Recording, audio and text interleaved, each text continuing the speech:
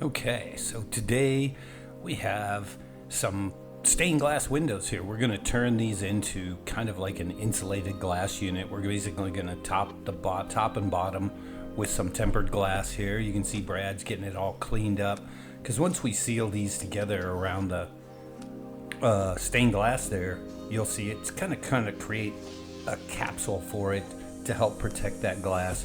Do a little bit better job of insulating, but I do believe we were just insulating these to help protect from the outside elements. So Brad's getting everything taped up here so he can lay that other piece of glass on top.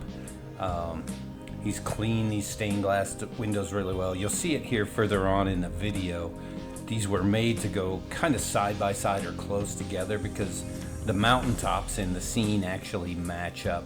I don't know if there's features in the house too that will kind of match up, but you can see he's using a high bond tape here, and we're just attaching the glass to the frame down the side here. These were sturdy enough that we did that. Sometimes we'll use a super spacer, a stick-on spacer to put in between the two pieces of glass, but we figured with these the best way to build it was just to go ahead and high bond tape these right to the frame, and we get these down pretty good. I think the only little thing he ran into is the leading where it all came to the outer frame. There was a little bit of a hump there, and you see now he's pulling that double side tape off for that high bond, and he's going to move over and get the piece of glass here. He's got the bottom one all ready, so he's got something to line it up with, and he's just double checking it, cleaning it again. Now he's also checked to make sure that the tempering logo is in the right corner of the glass.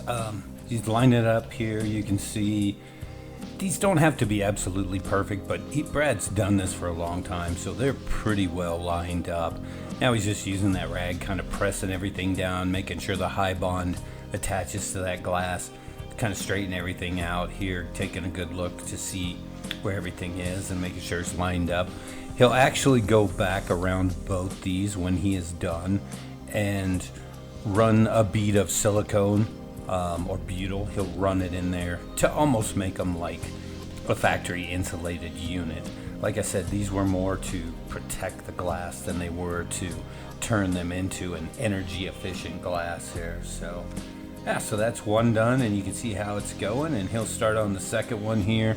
We aren't going to show you all that process, but he's getting that one started and then running some tape, and there we go. We got both of them ready to go, and I'm sure we'll have a happy customer when these things get installed in their house.